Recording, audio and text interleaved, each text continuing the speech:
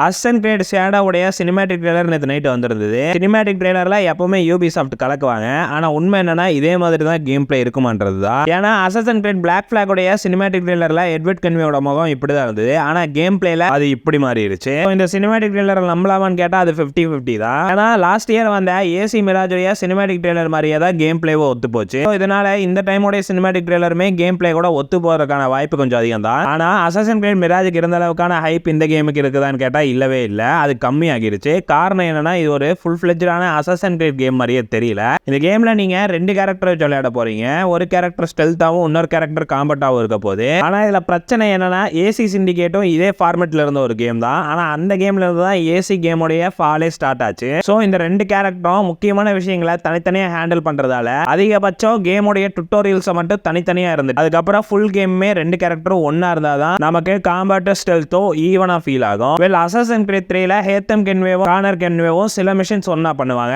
அந்த மாதிரி இந்த ஃபுல் கேமுமே இருக்கணும். வெல் இந்த கேம்ல சீசன் பாஸ் இருக்குன்றதெல்லாம் சொல்லிட்டு இருக்காங்க. ஆனா நான் என்ன சொல்றேன்னா யூபிசாஃப்ட் ஏன் அசாசின் கிரீட மட்டும் ஃபோக்கஸ் பண்றாங்கன்றது எனக்கு புரியல. இவங்களுடைய காம்படிட்டர் கம்பெனி தான் ராக்ஸ்டார். சொல்லப்போனா 2013ல ராக்ஸ்டாருக்கு ஈக்குவலாவே டஃப் கொடுத்தாங்க. 2013ல தான் GTA 5 வந்தது. அதே மாதிரி அசாசின் கிரீட் பிளாக் ஃபிளாகும் வந்தது. ஆனா அதுக்கப்புறம் யூனிட்டி, சிண்டிகேட், ஆரிஜின், ஆடிசி, வல்ஹாலான்ட்டு டவுன்ஃபாலுக்கு போய் லாஸ்ட் இயர் ஏசி மிராஜ்ல தான் திரும்பவும் அசாசின் கிரீட் கம்பேக் கொடுத்தது. ஆனா 2013ல GTA 5 ரிலீஸ் பண்ணிட்டு 2025 இவங்களுடைய ரைஸ் அண்ட் ஃபால் வரைக்குமே அடுத்த கேமை ராக்ஸ்டார் ரிலீஸ் பண்ணாம இருந்திருக்காங்க. நடுவுல RDR வந்தது. பட் அது GTA பிரான்சைஸ் இல்ல. நான் என்ன சொல்ல வரேன்னா வருஷம் ஒரு அசாசின் கிரீட் கேமை ரிலீஸ் பண்றதுக்கு பதிலா கொஞ்சம் டைம் எடுத்து குவான்டிட்டிக்கு பதிலா குவாலிட்டியில ஃபோக்கஸ் பண்ணலாம். வெல் ராக்ஸ்டார் எடுத்துக்கிட்டா 2013ல GTA 5, 2018ல RDR 2, இப்போ 2025ல GTA 6. சோ இந்த அளவுக்கு கேப் விடணும்னு அவசியம் இல்ல. ஏன்னா GTA 6 இன்னும் ஒரு வருஷம் டிலே ஆகும்னு சொன்னா ஃபேன்ஸ் எல்லாமே இருக்க ஹைப்ப அப்படியே கோவமா மாத்திடுவாங்க.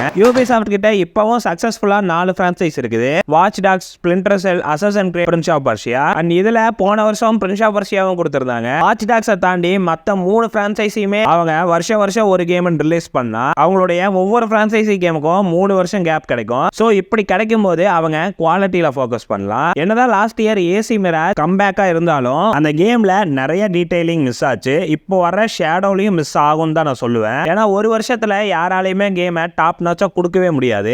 குவான்டிட்டி அதிகமா கொடுக்கணும்ன்றக்காக குவாலிட்டியை கம்மி பண்றது தப்புன்னு தான் நான் சொல்லுவேன். யூபிசாஃப்ட் இதுவே 2 வருஷத்துக்கு ஒருக்கா ஒரு அசாசின் கிரீட் கேம், ஒரு ஸ்பிளிண்டர் செல் கேம், ஒரு ஃபேர் கிரைன் கொடுத்தா அவங்களுக்கு அவங்களுடைய மத்த பிரான்சைசிக்கும் கொஞ்சம் டைம் கிடைக்கும். வெல் டிஃபரெண்டான டீமை போட்டு கரெக்டான R&D பண்ணி கேமையும் ரொம்ப குவாலிட்டியாவே கொடுக்கலாம். யூபிசாஃப்ட் வருஷம் கேம் ரிலீஸ் பண்ணலினா அந்த கம்பெனியை இழுத்து மூடிடுவாங்கன்னு நினைச்சீங்கன்னா அதுதான் இல்ல. நான் ஏற்கனவே சொன்ன மாதிரி யூபிசாஃப்ட்டுமே ராக்ஸ்டார் அளவுக்கான ஒரு பெரிய கம்பெனி தான். அதனாலதான் அவங்களால இத்தனை ஃபிளாப்பை கொடுத்தும் இன்னுமே இந்த இண்டஸ்ட்ரியில தனியா நிக்க முடியுது. என்னதான் யூபிசாஃப்ட் கிட்ட நிறைய பிரான்சைஸ், நிறைய கேம்ஸ் இருந்தாலும் அதுல சில பிரான்சைஸை மட்டும் ஃபோக்கஸ் பண்ணி வருஷத்துக்கு ஒரு கேம் 2 கேம் கொடுத்தாங்கன்னா அவங்களுடைய குவாலிட்டி அதிகமாகும். வெல் இது எல்லாமே என்னோட கருத்து தான். அசாசின் கிரீட் ஷேடோஸ் ட்ரெய்லரை பத்தின உங்களோட கருத்து, கேமை பத்தின உங்களோட கருத்துன்னு என்னவா இருந்தாலும் நீங்க கீழே கமெண்ட் பண்ணுங்க.